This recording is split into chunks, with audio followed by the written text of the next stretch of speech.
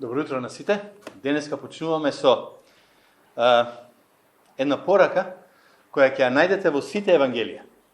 И во Матеј, и во Марко, и во Лука, и во Јован ја има, барем јас колку што знам, ако не сум сгрешил, со мали разлики, а тоа е преобразувањето.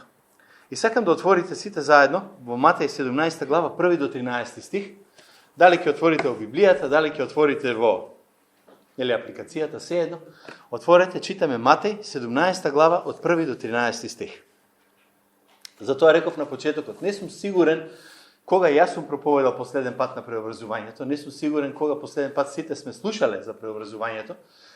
Во православниот календар, 6 август е денот на преобразувањето. Тога се слави преобразувањето. Мислам да барем да не сгрешам, поставили по нов календар, ама тука некаде, како и да е, ако е по новиот е на 20, ама мислам дека е на 6. Како и да е. Текстот е следниот. А по 6 дни Исус ги зеде со себе Петар, Јаков и брат му Јован и ги изведе на висока гора сами. И се преобрази пред нив и лицето негово светна како сонце, а лиштата му станаа бели како светлина. И ете, им се јавија Мојсей и Илија, кои разговараа со него. Тогаш Петар му одговори на Исус и рече: Господи, добро ни е да бидеме овде, ако сакаш ќе направам тука 3 колеби. Една за тебе, една за Мојсей и една за Илија. Додека уште говореше, ете ги засени светол облак и се чу глас од облакот кој велеше: Ово е мојот возлюбен син во кого е мојата волја. Него послушајте го.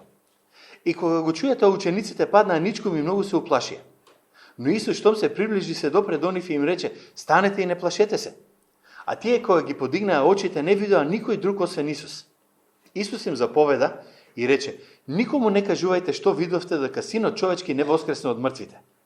Потоа учениците негови го прашаа говорејќи: Зошто пак книжниците велат дека најнапред треба да дојде Илија? Исус им одговори и рече: Илија ќе дојде порано и ќе уреди се, но ви велам дека Илија веќе дојде и не го познаа, туку му направија се што сакаа. Така и Синот човечки ќе пострада од нив. Тогаш учениците разбраа дека тој им зборува за Јован Крстителот. Како што минатата недела проповедав, имаше една паралела, сакав да направам во она што се случи во Стариот Завет и она што се случи во Новиот Завет. Ке се сетите, она што го зборува беше за двете воскресенија. Ја има пораката на интернет, мислам дека му ја пратив на Никола. Ама ја пратив, нели? Добро. Ама, значи, зборуваме за тоа дека имаве две воскресенија, затоа што го направи Илија на едно дете кое беше на една вдовица и потоа едно воскресение кој Исус го направи на едно дете кој исто така беше на една вдовица. Се сеќавате на тоа? Тоа беше оно што го зборувавме. Денеска имаме една слична ситуација во која нешто се случи во Стариот Завет, имаме потоа на некој начин условно речено копија во Новиот Завет. Не е баш копија, ама ќе ја видиме што и како иде. И како што веќе спомнав, трите евангелија потврдуваат дека Мојсей и Илија разговараа со Исус, меѓутоа само Лука е единствен од евангелистите кој кажува за што разговараа. Лука е единствениот од 4 евангелија во кој вика зборуваше Мојсей и Илија разговараа со него за неговото заминување кое ќе се исполни во Ерусалим. И јас мислам дека треба да погледнеме 3 нешта во овој текст денеска за кои сакам да малку да размислиме или да помислиме како ќе оди натаму или што треба да ги забележиме.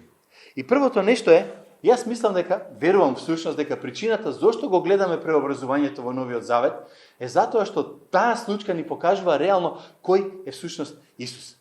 Многу јасно ни кажува кој е Господ Исус. Ајде да се вратиме на Стариот Завет. Кога Бог го извади Израела од Египет, се сеќавате, во Библијата читаме дека дење Бог ги водеше со облак, вика еден облак кој блескаше и одеше пред нив, а ноќе ги водеше со огнен столб. И каде што ќе застанеш облакот, односно столбот, таму ќе застане израелците, се сеќавате, ќе ја поминеа вечерта или времето кое требаше да го поминат, и штом ќе се дигнеше и тргнеше пред нив, тие се пакува и тргнува по него. Тука. И тоа беше многу интересен феномен. И кога тој облак застана врз Синај, само да ве потсетам малку од Стариот Завет, ако не ви текнува, целата планина се тресеше. Се слушна, вика таму Божиот глас, имаше оган, имаше облаци и Бог рече секој што ќе се допре до планината, ќе умре. Зошто? Затоа што Бог рече никој нема допир, достап до мојата слава. Секаде, секој што ќе се допре тука, рече вика, ќе умре. Сега, кога Мојсей побара да го види Бог, беше многу интересно тоа, нели едно време Мојсей рече: Сакам да го видам, Господи, сакам да те видам тебе, твојата слава. Сеќавате што му рече Бог? Ако ме видиш, ќе умреш. Имајте ги сите овие работи на ум кога ќе дојдеме сега во новиот завет после тоа. Ако ме видиш вече, ќе умреш. Кога Илија бараше Господ да го види, нели се сеќавате кога се скрива планината, слушна некој глас. Ама беше распаметен. Секогаш, кога човек ќе се соочи со Божјата светост, излегува од памет, ако смеам така да кажам. Или може да загине. Односно, ќе загине. Затоа нели зборуваме за тоа дека во небото не може да влезе никој кој не е чист и совршен. А како ќе стане чист и совршен? Дознавме во Новиот Завет. Сега забележете што се случува години подоцна. Забележете што се случува сега тука. Пак имаме планина. Повторно сме на исто пак на планина имаме. Повторно зборува Бог во 5 стих. Забележувате исто да го имаме. Мојсей повторно се појавува тука. Илија е тука, која виде Божјата слава на планината порано во прва книга Царства 19. Тука е и облакот на славата. Се што имаше во Стариот Завет, се е во Новиот Завет, ама има нешто што е поинаку. Има нешто што е поинаку и за кое сакам денеска да го дзирнеме. Зошто е поинаку? Поинаку е затоа што за прв пат луѓе можеа да ја видат бесконечната неспоредлива Божја слава. За прв пат човекот можеше да види Божјата слава и тука не умре. И уште поинтересно, блесокот излегува од личност. Од самиот Исус Христос. Гледайте што пишува во 2 стих. И лицето негово светна како сонце, а лиштата му стана бели како светлина. Тука. И ова беше шокантно. Божјата слава, тој блесок излегува од Исус. И поентата е што значи сето ова? Пред некое време забележав, имав една проповедено, ќе се сетите, кога Мојсија се симна од планината, неговото лице светеше. И неговото лице светеше бидејќи беше рефлексија, одблесок. Знаете што е рефлексија? Одблесок на Божјата слава. И како Мојсија поминуваше време со луѓето, таа слава се повеќе се гаснеше и едно време Мојсија си стави нели она превес, зошто да не видат дека веќе нема слава, дека славата си замина. Прво беше да не го видат колку блешти, после беше да не го видат дека не свети веќе. Нема веза, ама во овој случај тука славата негова беше нешто што продолжи. Го гледаме Исус кој стои како светлато, како тој блесок. Во Евреите 1 глава 3 стих, и тоа е интересно, кај нас во македонскиот превод е погрешно преведено, сите што не верувате проверете, таму пишува во Евреите 1:3, тоа е одблесок. Не е Исус рефлексија на Божјата слава, тоа е блесокот на Божјата слава и отпечатокот на неговата суштина и се држи со својот моќен збор. Откако преку себе ги очисти нашите греови, седна од десната страна на престолот на Севишниот во висините. Патем сите по-нормални преводи, ќе кажам што се така постегнати преводи, ќе го видите дека точно стои, тоа е блесокот. Тоа е светлината на Божјата слава. А не тоа е рефлексија на Божјата слава. Тоа е сонцето, тоа не е месечината што само отсликува, ако сакате, или што префрла. Зошто е ова важно? Откако преку себе ги очисти, вика, нашите гревови и седна од десната страна на престолот на Севишниот во висините. Тоа значи всушност, како што некој рекол, Исус Христос е ненадминат извор или израз, ако сакате, на бескрајната, неописива убавина, важност, суперлативност, збор што пред некое време го прочитав во еден текст во Македонија, и слава на Бог. Исус е тој облак на славата. Исус е зрачењето на Божјата слава во човечка форма. Зошто е ова важно? Важно е, ќе ви кажам малку покасно. Зошто е важно? Важно е бидејќи славата зема човечки облик и тоа е точна представа на собственото битие. Тој блесок што Исус го покаже горе на планината на преобразување, ќе се задржам малку после, нема да побегнем од тоа, е буквално точна представа на неговото битие. Не требаше он да добие нешто од страна за да биде да покаже ево кој сум јас. Туку точно тоа сето што беше покажано преку блесокот негов. Нема начин посовршено да се види Божјата слава или начин друг да го надмине тоа што го гледаме во Исус Христос. Ако сакаме да ја видиме Божјата слава, ако сакаме да видиме каков е Бог, она што ќе го видиме, јас лично верувам дека и она што на небото ќе го видиме, ќе биде Христос. Сликата на сето она што е Бог. Која беше дадена за нас да можеме ние тука дури и додека сме на земјата да го видиме. И јас не знам колку посилна може Библијата да ја направи таа идеја дека Исус не е како Мојсей. Исус не е како Илија. Не е како нив двајца. Патем речено, Исус Христос не е уште еден пророк кој ни покажува на кај Бог, да речеме, туку тоа е оној кој покажува, кон кого покажува и Мојсей, и пророците, и сите оние кои беа во Стариот Завет се до него. И тогаш се постава прашањето да бидеме практични или да не бидеме само во теоретска смисла. Што значи всушност тоа за нас денес? И сакам сега да ви спомнам нешто што сите вие кои било кога сте слушале апологетика или одбрана на верата, или сите што барем малку сте учеле филозофија, има неколку прашања кои секој си ги поставува. А ќе ми извините, морам па да се вратам на тоа, ако неколку пати мислам сум го спомнал. Кој сум јас? Од кај сум јас тука? И каде одам? Тие се трите основни прашања. Секој пати кога сме зборувале за апологетика, за одбрана на верата, кога сме зборувале за епистемиологија, кога сме зборувале за суштината на постоењето, секој од нас кога тогаш се поставува прашање: зашто се тоа мака, се тоа боле, сите овие проблеми? Што се мачам, што се рече, има ли поента се тоа? Зошто си ме мајка родила една многу популарна македонска песна? Нели? Зошто де? Песната не дава одговор, Библијата дава одговор. Ама, во грчката философија, ќе се вратиме затоа што ова е времето во кое ова се пишува. Во грчката филозофија имаме една идеја дека логос, еден принцип кој го нарекуваат логос, е во срцето на вселената, во срцевината, во суштината, во сршта на сето тоа што го има. И кога ќе дојдеме до тука, почнуваат да разговараат кој е тој логос и уште повеќе поважно, кој е или што е таа срцевина. И тука филозофијата дава различни решенија. И тука е малку интересно, сакам да ја вратам зошто или како христијанството дојде. Апостол Павле, кога се соочи во Атина со филозофите, беше првиот момент кога тие си рекоа: овие проповедаат нешто што не треба. Нешто поинаку, нешто скроз поинаку. Сакам да ви објаснам зошто. Христијанството реши да даде одговор на овие сите прашања и да каже: ние знаеме која е таа срцевината на логосот, која е суштината на се. Ама тие рекоа дека суштината е нешто друго. Не, тука принцип, ќе дојдеме на тоа малку подоцна. Кој е и што е таа? И филозофијата си бараше начини како тоа да го реши. Без разлика кој филозоф ќе офатите. Да земеме во две школи од грчко време. Што зборува за суштинската ултимативна реалност? Како јас да можам да се синхронизирам, да се совпаднам или ајде да бидам во склад со тој логос, со таа суштина, ако сакаме. Просто речено малку. Стоиците вика: ако сакаш да имаш живот кој ќе биде поравнат со тој логос, со таа суштина, тогаш немој да се поврзуваш со ништо. Тоа беше нивната основна идеја на стоицизмот. Да, имам жена си, ја сакам, ама не се приврзува онака кога тогаш некој од вас ќе умре. Имам деца, да, ама еден ден ќе ти замина. Имам пари, собственост, имот, среќа, не се приврзува, утре ќе ја немаш. Дел од таа стоицистичка филозофија е македонското, но арно не е нарно. Зошто? Затоа што немој толку да се научиш кога тогаш ќе ти тргне на лоша работата. Тоа беше идејата на стоицизмот. Не се приврзувај кон ништо. Работи, помагај, прави, не е спорно. Ама немој да си приврзан. Ако го снема, е добро да го нема. Чудо голем. И тогаш вика ќе си среќен, ќе се поврзи со таа ултимативна, врховна, како сакате, реалност.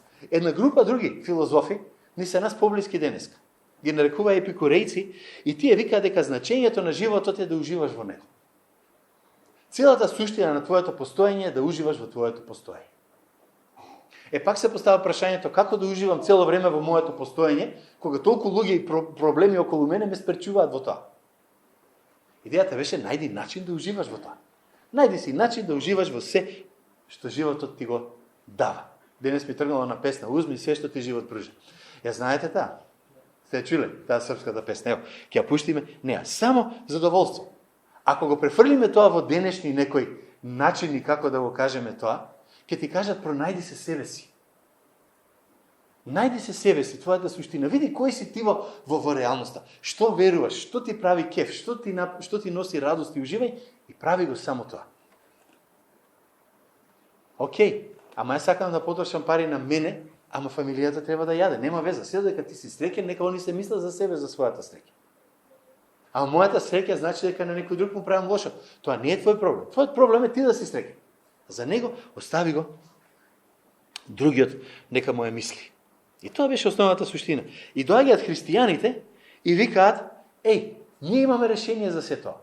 Ние го знаеме кој е тој основен принцип. Вистина е, Има суштинска реалност. Вистина е дека Вселената има срж, има срцевина, ако сакате.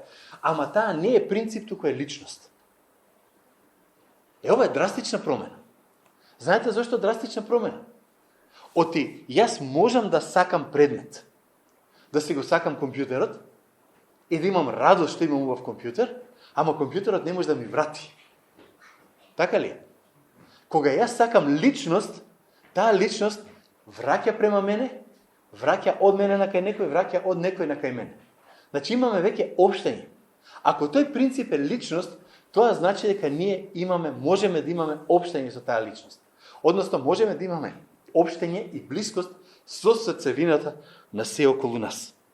Таа суштинска реалност за која се зборува. И таа суштинска реалност имаше име. Господ Исус Христос. И таа суштинска реалност беше она за која Павле се закачи со философите во Атина. На еден или на друг начин. Ама, повторно, никој не можеше да избега од фактот дека ова, па и денеска реално гледано, никој не може да избега од фактот дека ова е единствен начин да ги разберете и да ги дадете одговорите на тие три прашања. Зошто сум тука, која ми е целта, на каде одам и така натаму. Мора таа ултимативна врховна суштинска реалност да биде личност, не може да биде предмет или само принцип. Зошто е ова важно, пак ќе кажам. Ако во срцето на универзумот е личност, тогаш имаме голема нагласка на љубовта. Имаме голема нагласка на тоа што е љубов и како ние даваме и примаме љубов. И затоа Јован, патем, ако смеам да кажам, заради ова што е личност е во сршта на целата Вселена, ние може да зборуваме за човечки права, за човекови права. Иначе ниту еден хуманист, ниту еден човек, било која религија, земете, не може да ви објасни зошто да го сакам ближниот свој или зошто да му помогнам на тој во небо. Ам ќе ти даде тебе задоволство. Поголемо задоволство јас за мене ги потрошам парите, него за други да ги кажам. Поголемо задоволство е јас да уживам наместо тој да ужива, јас да го гледам па да викам се радувам оти ужива. Нема логика. Ама од алтруизам, алтруизам не постои ако не постои личност. Се сведуваме на материја и на материјално, но тоа е друго. Знаете како тоа го кажа Јован? Во почетокот беше Словото. Логосот.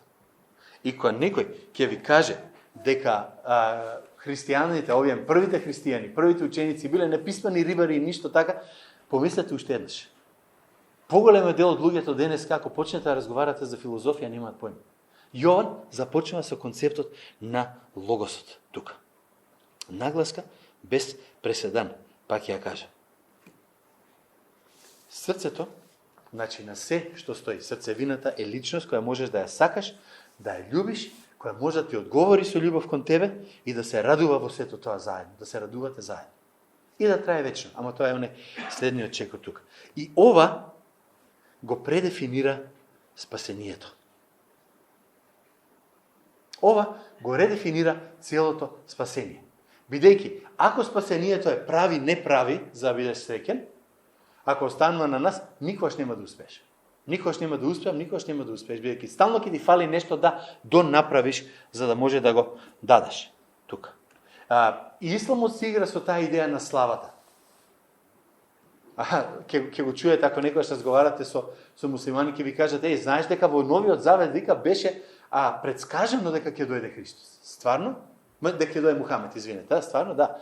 Затоа што вика таму, самиот Исус вика, и Духот Свети кој ќе дојде, утешителот Духот Свети, ние викаме Духот Свети е Параклетос, тоа го знаете зборот. Исламот се обидува да бутне Периклутос, славниот, затоа што Мухамед значи славен.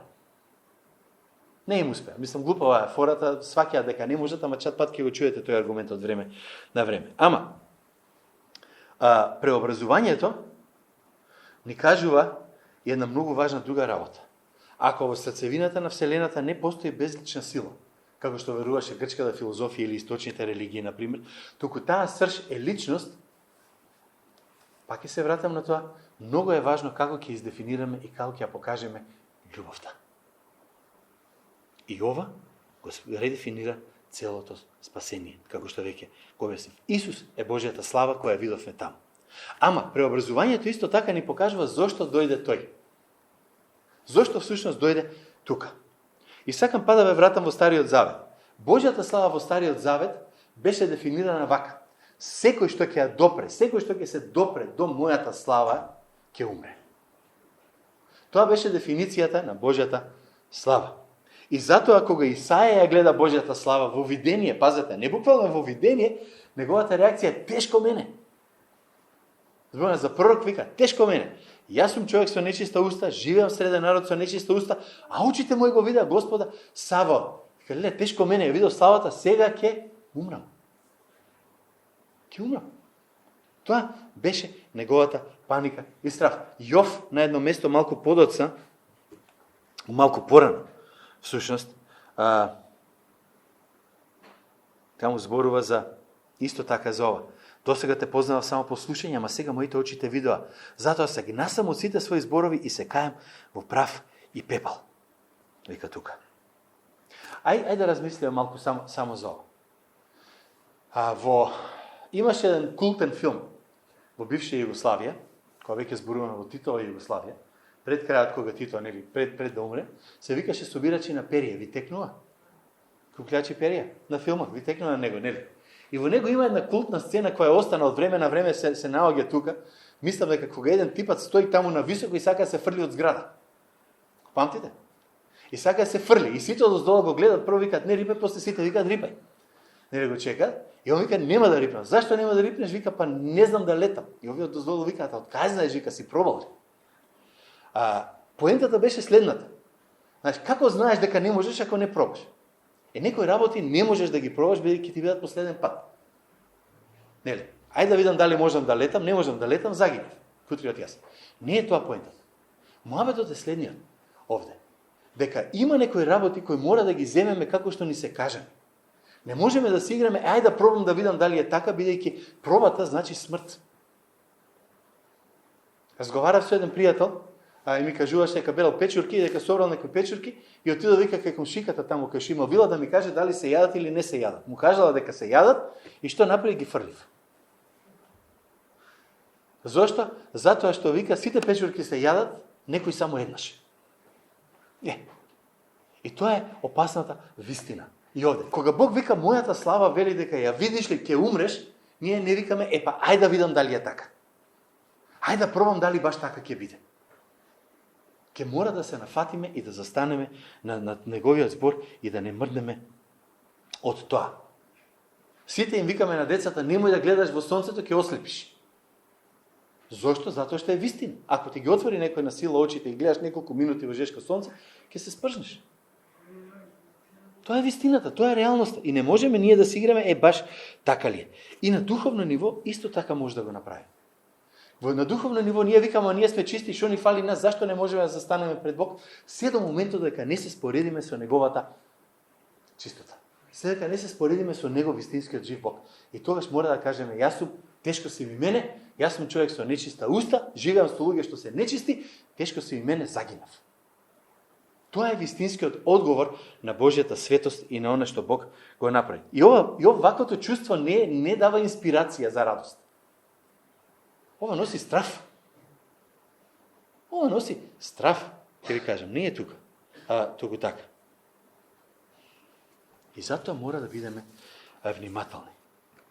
Секогаш кога ќе се соочиме со Божјото присуство, почуваме да чувствуваме дека морално не сме таму кај што треба. Дека сме грешни луѓе кои не можат туку така да му пристапат на тој жив и висенски Бог. Толку. Дали некој сте се прашале зошто беше изграден шаторот на собирањето, скинијата кај нас како што е преведено? Ние викаме дека беше тука, нели, во него беше Божјото присуство, помеѓу евреите, така? Како што беше после, викаме, во него беше Божјото присуство во храм. Ама зошто? Не беше да го заштити Бог од луѓето. Беше да ги заштити луѓето од Бога. Секој што ќе се допре до она што е свето, ќе умре. Сакам ова да го имате на ум кога ќе дојдеме понатаму. Идејата на Бог беше сакам да живеам помеѓу мојот народ, ама не сакам да изгинат заради мене.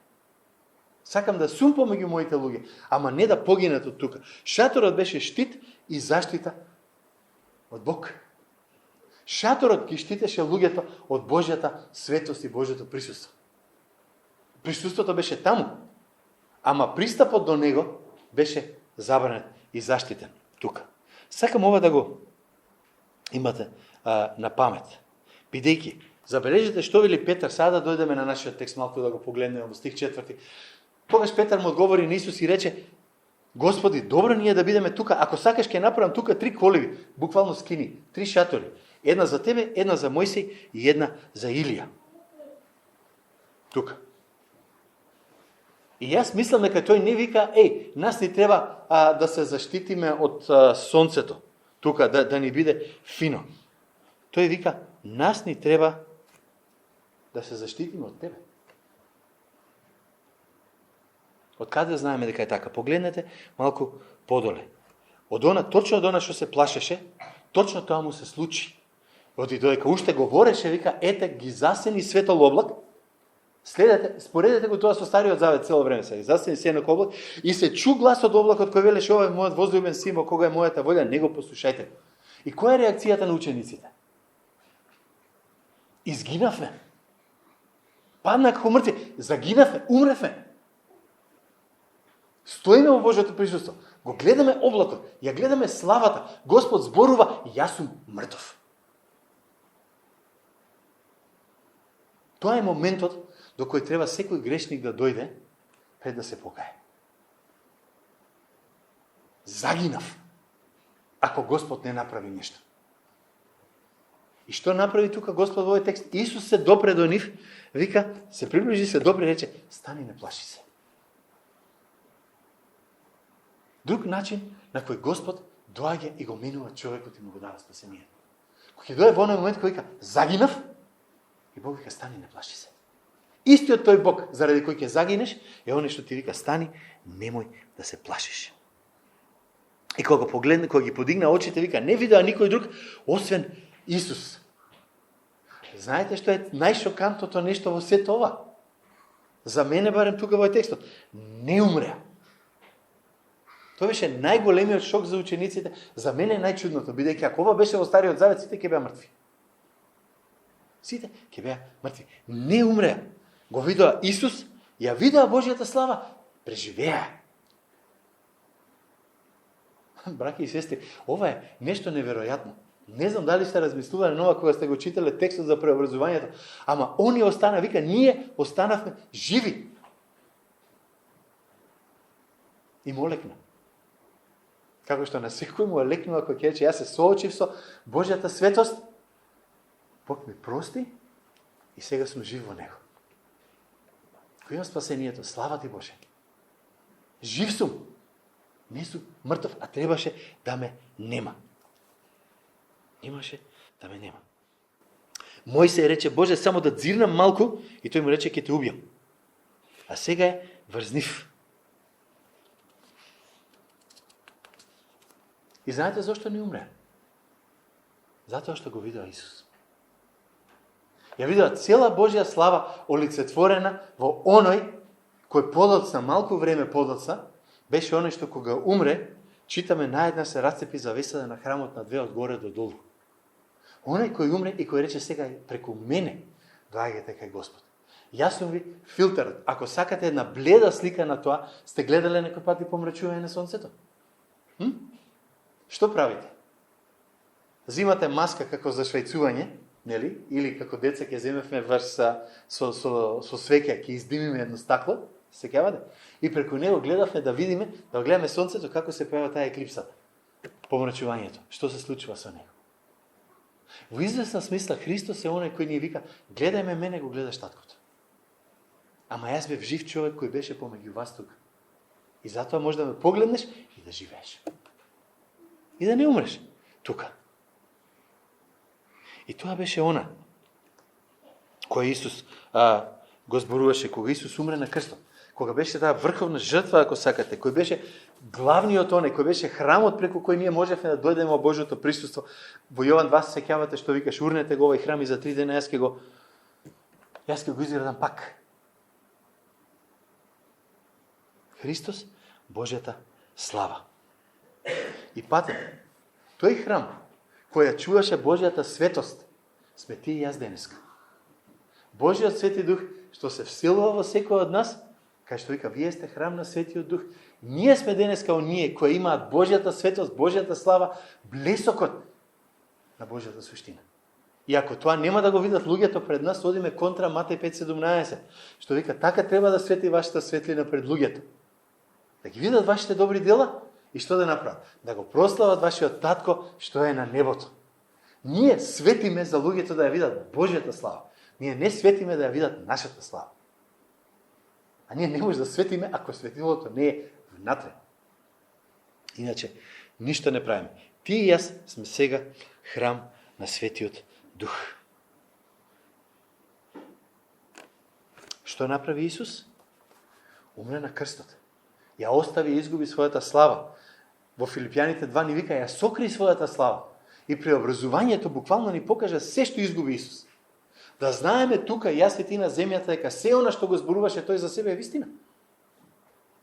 Имаме сведоци, учениците беа таму. Се вида. Се што изгуби, убавината, величеството, моќта, таа неповредливоста, неможноста да се убие, се беше тука. И сакам да ве подсетам на Јован 17:22, кај што вика, и славата што се ми ја дал, ним им ја дадов, за да бидеме едно како што сме ние. Сега ние мора да го покажеме тоа, што Исус го покаже на учениците, ние ќе го покажеме на другите следбеници. Не очекувате ти ќе светите, ќе блескате и така натаму. Така да свети вашата светлина, тоа што е внатре во тебе, да биде видливо надвор. Што има во тебе што те прави поинаков и поинаква? Ако нема ништо, размисли се малку, замисли се. И сакам на крај, она малку време што ми остана, каков одговор треба да му дадеме ние всушност на Исус за ова? Јас мислам да спомнам 2-3 ситни работи тука, ама многу важни. Првото, биди послушен на Исус. Ако Господ Исус е причината заради која не си мртов и мртва, во своите гревови ќе кажам, па и во животот, и ако Господ Исус е причината што си жив сега и што ќе бидеш жив за цела вечност со Него, тогаш биди му послушен. Една книга што ја читав на времето за магистратурата, пак ја најдов кога се спремав од Енти Рајт, он зборува вака. Вели, како можеш да живееш со страшната мисла дека ураганот станал човек, огнот станал тело, самиот живот земал минлив живот и се вселил меѓу нас? Христијанството е или тоа, или нема значење. Или е најуништувачката објава за најдлабоката реалност во светот, или е измама, безсмислица, глума. Повеќето од нас не можат да се натераат да кажат ниту едно од тие нешта. И затоа самите се осудуваме да живееме во плиткото некаде помеѓу. Со други зборови, ние сваќаме дека Бог е бесконечен, семоќен, сесилен, се, ама сваќаме дека и ние имаме желби и живееме некаде на средината. Не сакаме да бидеме цела рефлексија на Господ, ама и не сакаме да бидеме безбожни затоа што не можеме да бидеме, бидејќи Господ не спаси. И сакаме да живееме во некоја лимбо, во некоја средина, кај што се надеваме дека тука таму ќе светне ова нашето светло, ќе не видат, ама и ако не видат уште поарно, да не мора се мачиме да бидеме како што треба. Тоа го вика Енти Рајт, ствари. Тоа е неговата идеја тука. Што сака да каже? Ако Исус не е само добар човек или прекрасен учител, тука е суштествена, она основна срце, центар на Божјата слава, мора да го слушам. Немаме избор. Не е ако сакам ќе го слушам, кога сакам ќе го слушам. Бидејќи самиот Бог се сеќавате што рече во облакот, ова е мојот возлюбен син, него послушајте го. Не пасторот, не нешто, него ќе ослушате. И тоа е основната и важна работа што ни е важна тука. И нема да навлегуваме што сакал да каже авторот тука во грчки текстови. Ама второто нешто што треба да го направиме, обожувај го. Обожавањето е дел од нашата суштина. Тоа е нешто што треба да го направиме свесно. Има многу работи во нашиот живот за кои го молиме Господ да ни даде, ама има многу работи кои ние мораме да ги направиме, бидејќи се очекува од нас свесно и намерно го правиме тоа. И еден дел од тоа е обожувањето. Тој не е досаден Бог. Имаше еден од црковните отци, не ми текна кој беше, сега ми текна, што рече, срамота е, греф ја вика, да се проповеда Словото на досаден начин. Гледайте, ние го читаме Словото, сакаме да го обожуваме тој Бог. Не е досаден. Знаете, кога гледате целиот Стар Завет, што се случуваше, кога Езекил зборува за Божјата слава, гледа светла, гледа убавина, гледа светлост, гледа бој. Кога гледаме откровението, каде што сите оние кои умрели и сите оние кои ќе дојдат, го обожуваат Господа, повторно гледаме радост, обожавање, бои, светло, зеленило, има се убавина, не е црно-бел филм. Ај така да го кажам, не е ништо такво. Едноставно имаме зошто да обожуваме. Физички, Божјата слава во Исус веќе не е ужас за нас. Таа е радост што ни дава да кажем, Боже, фала ти што се разбуди. Фала ти што има дошт, ладно ми е, мокар сум, сите тие работи, ама фала ти што ќе има храна. Со еден словак пријател бевме на Зум пред 2-3 дена. Вели, ние кај нас во Словачка зборуваме, што мрзнеш во мај, ќе јадеш цела година. Има нека словачка поговорка таму, не знам зашто. Вика, ако мај месец истори дош, знаеме ти плодно ќе биде, жетва ќе.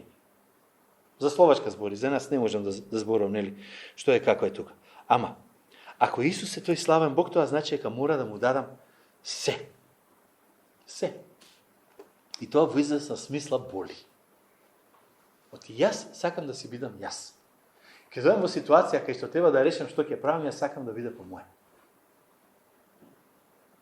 Јас не знам за вас, ама за мене знам. Сакам да биде по моје.